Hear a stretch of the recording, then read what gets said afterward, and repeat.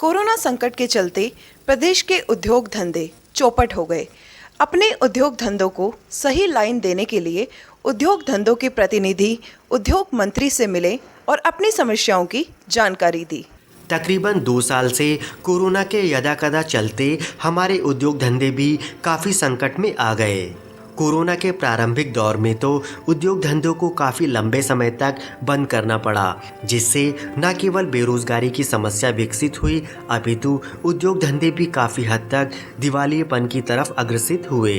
जयपुर का विश्वकर्मा प्रदेश में अपना एक महत्वपूर्ण स्थान रखता है। यहाँ काफ़ी औद्योगिक इकाइयाँ हैं। ये इकाइयाँ कोरोना की प्रथम और द्वितीय लहर को झेलने के बाद अब तीसरी लहर में सरकार के कुछ निर्णयों से हाफती नज़र आ रही हैं। अपने इस संकट को दूर करने, उद्योग धंधों को बचाने और मजदूरों की बेरोजगारी रोकने के लिए उद्योगों का प्रतिनिधि मंडल उद्योग मंत्री शकुंतला रावत से मिला और अपनी समस्याओं से अवगत कराया। क्या कहते हैं विश्वकर्मा औद्योगिक क्षेत्र के अध्यक्ष ताराचंद चौधरी। हमने जो हमारी औद्योगिक समस्याएं हैं उनको लेकर आज ही उद्योग मंत्री से अभी मिले हैं और हमारी जो समस्याएं नगरीय विकास शुल्क की है, फायर एनओसी की है और रिको के संबंधित हैं, इन सब समस्याओं को लेकर हम आज काफ़ी लंबी मीटिंग उनके साथ की है। इसमें सबसे बड़ी अहम तो ये थी कि नगरीय विकास शुल्क जो नाजायज़ हम पे नगर निगम थोप रही है, क्योंकि सारी सुविधाएं हमें रिको इंडस्ट्री में देती है और राज्य सरकार ने इसको ख़त्म कर दिया है। उसके बाद भी ये दूसरी अन्य गतिविधियां मानते हुए नोटिस देती हैं, तो उसका सारे उद्योगों ने कड़ा विरोध कर रहे हैं। हमने आज भी कड़ा विरोध किया है और मंत्री जी ने कहा है कि आगे से नोटिस नहीं दिए जाएंगे, मैं भी फ़ोन कर देती हूँ। और फायर एनओसी जो पहले आज तक इंडस्ट्री पर लागू नहीं थी, जो अभी डोर टू डोर सबको नोटिस दिए गए हैं, इसका सारे उद्यमियों में कड़ा विरोध है। क्योंकि आज कोई भी फायर एनओसी लेता है तो ये 50 रुपया पर स्क्वायर मीटर के हिसाब से तो नगर निगम जमा करती है। और इंडस्ट्री में बड़े बड़े प्लॉट होते हैं, 1000 गज से लेकर 20,000 गज तक के प्लॉट हैं। फिर पानी की टंकियाँ बनानी पड़ती है, इक्विपमेंट लगाने पड़ते हैं। यानी एक फैक्ट्री अगर फायर एनओसी लेगी तो उसके लगभग 60-70 लाख रुपया खर्च होता है, जो एक इंडस्ट्री के लिए ये खर्च करना इस कोरोना काल में बहुत ही बड़ी चीज़ है। इसलिए नए हम फायर एनओसी लेंगे और नई नगरीय विकास शुल्क जमा कराएंगे। दूसरी और समस्या हमें रिको के संबंधित हैं। जैसे रिको से सबसे बड़ी समस्या है कि जैसे जेडीए हमें free one time lease money लेके फ्री होल्ड यानी पट्टे देती है, तो वो इसी तरह से नगर निगम में एक वन टाइम लीज मनी लेकर फ्री होल्ड पट्टे मालिकाना हक हमें दिया जाए। उसी तरह से वेयर हाउस और गोडाउन को नगरीय विकास शुल्क ने राज्य सरकार ने इंडस्ट्री का दर्जा दे दिया है, लेकिन रिको इसको नहीं मान रही है। तो हमने आज कड़ा जो मंत्री जी के सामने इसका रखा है कि इसको यह रिको भी इंडस्ट्री में ही इनका दर्जा दिया जाए। दूसरा, कॉमर्शियल प्लॉट से रिको आजकल बंद कर रखे हैं, जबकि कॉमर्शियल प्लॉट खुद बेचती है। तो ये भी इसका भी हमने उनको बड़े ही स्वास्थ्यपूर्ण वातावरण में उनको कहा है कि आप ये लागू कराएं ताकि इंडस्ट्रियों को इससे फ़ायदा हो। ये बहुत सी समस्या ऐसी थी जो हमने उनके सामने रखी और उद्योग मंत्री जी ने उनका जल्दी से जल्दी निराकरण करने का हमें आश्वासन दिया है। हम प्रयास कर रहे हैं कि किस तरह से इंडस्ट्री चले। पहले भी जब ये इंडस्ट्रियाँ जो यहाँ लॉकडाउन लगा था, हमने काफ़ी सरकार से रिलीफ दिया था किसी तरह से हमारी इंडस्ट्रियाँ चलें। वो ये अभी इंडस्ट्री में कोरोना काल में कोई लॉकडाउन वगैरह कोई कुछ नहीं है, अभी इजीली इंडस्ट्री चल रही हैं। और राज्य सरकार से हमारा यही निवेदन है कि इंडस्ट्रियों पे कोई ऐसा ये लॉकडाउन वगैरह लागू नहीं कर दें। अगर लागू कर देंगे तो इंडस्ट्री चलने में बहुत बड़ी भारी दिक्कत हो जाएगी।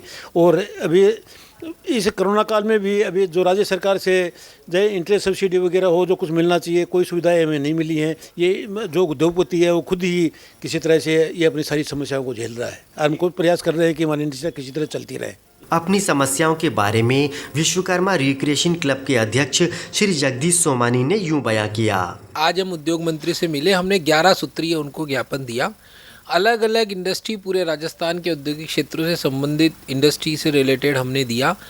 उस जो 11 सूत्रीय मांग में उद्योग मंत्री ने ये बोला कि 27 जनवरी को वो अपने सारे जितने भी ऑफिसर्स हैं, जितने आईएएस ऑफिसर्स हैं, आरएएस है, उन सब की मीटिंग बुला रही है, उन सब पे उन मुद्दों पे चर्चा करेगी। और उन्होंने ये विश्वास दिलाया कि वो सारे के सारे मुद्दों में से अधिक मुद्दे वो इस मीटिंग से क्लियर करेगी और ज़रूरत पड़ेगी तो हमारे साथ वो धारीवाल जी के साथ जाएगी, सीएम के साथ जाएगी और सीएम के सबके साथ जाके मिलके हमारे प्रतिनिधियों को और हमको बुला के बचे हुए मुद्दों को अभी सेटल करेगी। वो ये कह रही है कि 2022 में फरवरी के माह के अंतर्गत जनवरी और फरवरी में ये सारे मुद्दे जड़ से वो ख़त्म कर देगी, ऐसा उसने हमको विश्वास दिलाया।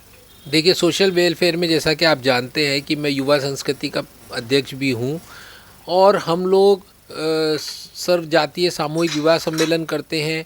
दारू नहीं दूध से करें नववर्ष की शुरुआत, ये प्रोग्राम भी हमारी संस्था के द्वारा यूनिवर्सिटी पे 31 दिसंबर को होता है। इसके अलावा हम लोग जो पशु पक्षी है उसके लिए, डिजास्टर मैनेजमेंट के लिए, ऐसे बहुत सारी चीज़ों के लिए हमारी संस्था लगातार काम करती है।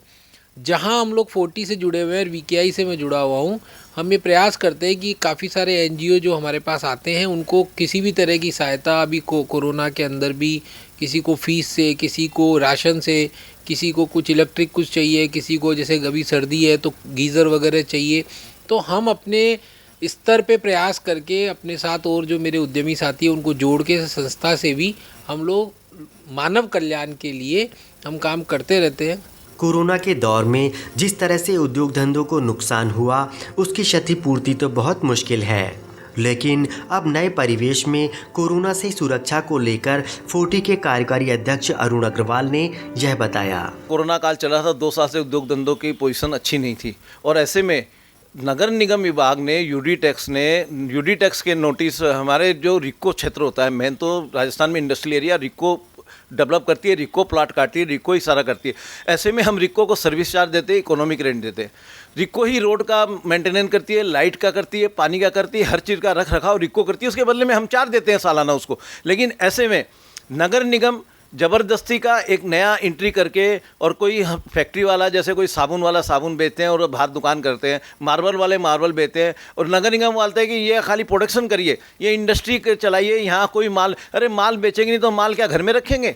और सबसे बड़ा बात है, फैक्ट्री आउटलेट होता है, ग्राहक कई फैक्ट्री में डायरेक्ट पहुँच जाते हैं कि उनको नो प्रॉफिट, अच्छे लो कॉस्ट में, फैक्ट्री कॉस्ट पे हमको सामान मिल जाएगा। तो ये यूडी डिपार्टमेंट का सरासर गलत जो फैसला है, हम उसके विरोध के लिए माननीय उद्योग मंत्री से मिल गया है। दूसरा, फायर एनओसी के नोटिस दुनिया भर के आगे। अरे फायर एनओसी, राजस्थान में पानी कमी है, पीने के पानी का पूरी पूर्ति नहीं हो पा रही है, हम किस तरह उसको जलाशय को और कई तरह की व्यवस्था करते हैं। ऐसे में 50-50 हज़ार लीटर के अंडरग्राउंड टैंक बना के फायर के लिए रखना, जहाँ पीने का पानी नहीं है, बिल्कुल सरासर गलत काम है। जबकि फायर ब्रिगेड भी रिको जगह देता है, रिको ही फायर ब्रिगेड देता है, रिको ही पानी देता है, रिको ही सारी व्यवस्था करता है, खाली मैन पावर जो है वो नगर निगम करता है। उसके लिए वो फायर एनओसी लेने के लिए, तो ये भी सरासर गलत है। आज मैं बोलना चाहूँगा, वेयर हाउस इंडस्ट्री को government of Rajasthan UDH department ने इंडस्ट्री का दर्जा दे चुका है। इसके साथ ही साथ दिल्ली सरकार ने, हरियाणा सरकार ने इंडस्ट्री को, वेयर हाउस को, गोडाउन को, सर्विस इंडस्ट्री को इंडस्ट्री माना है और उसको अलाउ किया है, लैंड यूज चेंज किया है। कारण क्या कि ये इंडस्ट्रियल एरिया 50-50 साल, 70-70 साल पुराने इंडस्ट्रियल एरिया हो गए, तो ये सिटी के शहर के अंदर आ गए, इससे पोल्यूशन की भी समस्या होती है। ऐसे में दिल्ली सरकार और अभी हरियाणा सरकार जो पिछले साल किए थे, इन्होंने इंडस्ट्री को, वेयर हाउस को इंडस्ट्री का दर्जा देके, जिससे यहाँ राजस्थान में भी राजस्थान सरकार दे चुकी है यूडीएच डिपार्टमेंट, लेकिन रिको अभी इसको मानने का। आज हम इंडस्ट्री मिनिस्टर यही समझा के, इंडस्ट्री मिनिस्टर जी बोली ये तो बात सही बात, जब राज्य सरकार मान ली तो रिको क्यों, रिको के अधिकारी भी बैठे थे हमारे साथ मीटिंग में, तो बोले रिको क्यों नहीं मान रही है, रिको को भी मांगना चाहिए, जिससे निश्चित रूप से शहर का विकास होगा, पोल्यूशन की कमी होगी।